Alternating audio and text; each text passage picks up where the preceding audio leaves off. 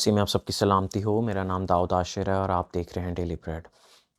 دوستو، ہم میں سے بہت سے لوگ ایسے ہیں جو یہ سوچتے ہیں کہ ہمیں دعا کیسی کرنی چاہیے۔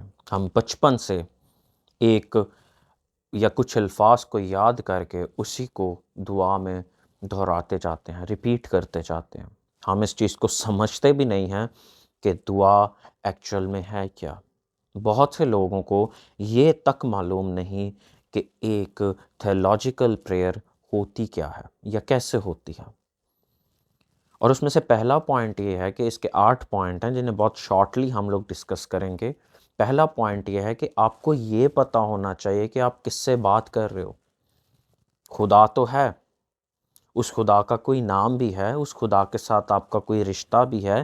جب رسولوں نے آ کے مسیح کو پوچھا کہ ہمیں بتا کہ دعا کیسے کرنی چاہیے، تو مسیح نے کیا کہا کہ جب تم دعا کرو تو یہ کہو کہ آئے ہمارے باپ۔ دوستو، جب تک آپ کا اور باپ کا رشتہ نہیں، تب تک آپ اس کے قریب نہیں جا سکتے۔ ضروری یہ ہے کہ آپ کا جو رشتہ ہے باپ کے ساتھ ایسے ہو جیسے مسیح کا تھا۔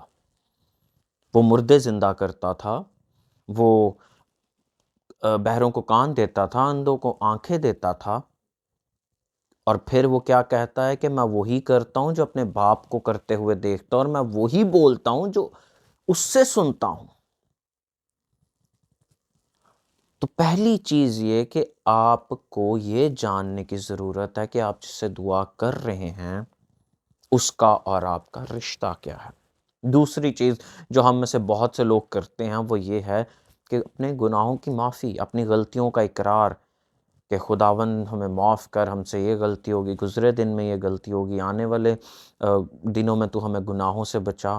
اس کا کنفیس کریں، اس میں کوئی بری بات نہیں۔ ہم کوئی فرشتے نہیں ہیں، فرشتے بھی گناہ کرتے ہیں، لیکن ہم کوئی بالکل مسیح کے لیول پہ نہیں ہیں کہ ہم گناہ ہی نہ کریں۔ ہم سے غلطی ہوتی ہے، ہم جانے انجانے میں کسی کا دل دکھا دیتے ہیں، ہم جانے انجانے میں کوئی نہ کوئی ایسی بات کر جاتے ہیں جو ہمیں نہیں کرنی چاہیے، جو ہماری بائبل کے خلاف ہے۔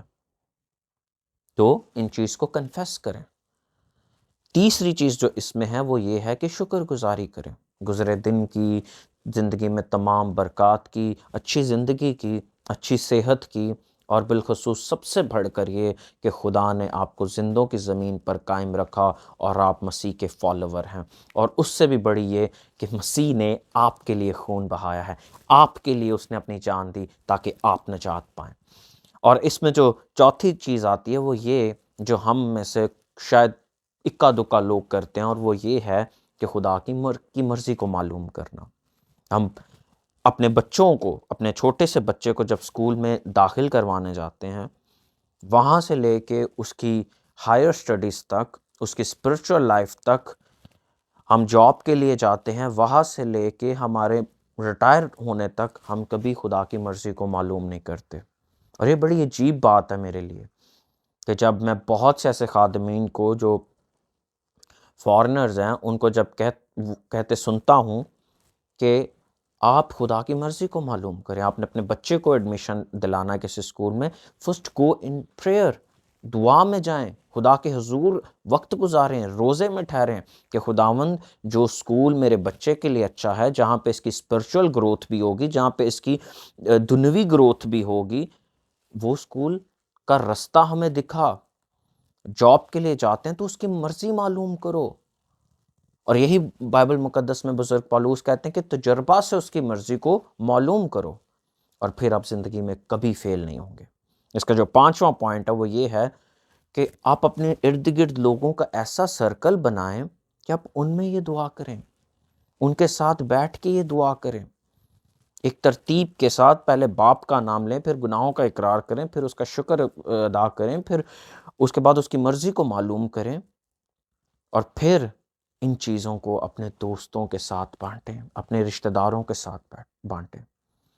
ہم میں سے کوئی ایسا دوست نہیں ہے جو اپنے دوست کو یہ کہے کہ چلا یار فیلوشپ رکھیں، پریئر کریں ساتھ میں مل کے۔ کوئی بھی نہیں ہے، کوئی ایسا نہیں کرے گا۔ ہم کسی دوست کو ملتے ہیں بہت ٹائم کے بعد تو ہم کہتے ہیں او یار بہ جا تھوڑی دیر، انہیں سالاں بعد تو مینوں ملیا۔ اتنے ٹائم کے بعد تو مجھے ملا، لیکن ہم اسے یہ نہیں کہیں گے کہ چلا مل کے دعا کریں کہ اتنے ٹائم کے بعد مجھے ملا اور سلامت ملا۔ ہاللیلویہ۔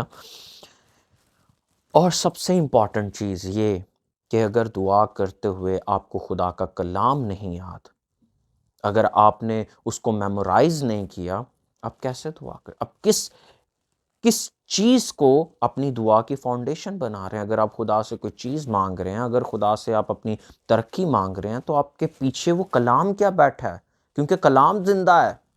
آپ کے الفاظ کلام کے آگے کچھ بھی نہیں، لیکن جب آپ کے الفاظ کے ساتھ کلام ایک ہو جاتا ہے تو اس میں قوت آتی ہے۔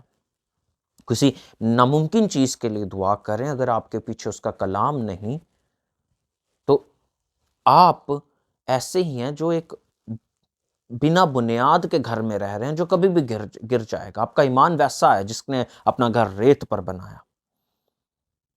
اس کے لیے آپ کے ذہن میں کلام بیٹھا ہونا چاہیے۔ جیسے میں یہ کلام پڑھتا ہوں روز، میں خدا سے دعا کرتا ہوں خداوند یہ کلام میری زندگی میں 100 گنا پھل لائے، کیونکہ میرے اندر یہ کلام بیٹھا ہے کہ جب اس کلام کو کسی نے پڑھا، اس انجیل کو کسی نے پڑھا، کسی میں 30، کسی میں 60، کسی میں 100 گنا پھل لایا۔ مجھے پتہ یہ کلام کی قدرت کیا ہے، کیونکہ میرے اندر کلام ہے کہ کلام بند اور گودے کو چیرتا ہوا انسان کی سوچوں اور خیالوں میں جا بیٹھتا اور اسے جانچتا ہے۔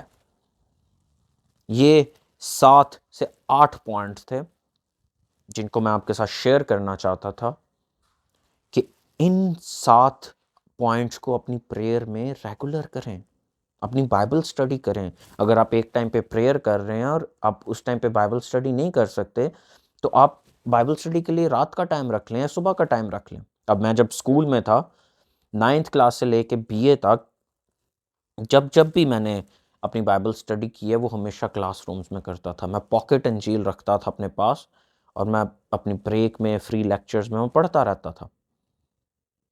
تو اپنی ہیبٹ ڈیولپ کریں کہ آپ نے اگر ایک ٹائم پہ دعا کی، بائبل پڑھنے کا ٹائم نہیں ہے، کوئی بات نہیں۔ اگر آپ سے ہو سکتا آپ جلدی اٹھیں، نہیں ہو سکتا تو بائبل کیری کرنا سیکھیں ساتھ چھوٹی، تاکہ جہاں آپ کو وقت ملے آپ وہاں پہ بائبل پڑھیں اور اس کلام کو سے پورا فائدہ اٹھائیں۔ میں امید کرتا ہوں آپ کو یہ میسج بہت اچھا لگا ہوگا۔ خداوند آپ کو بہت برکت دے۔ God bless you.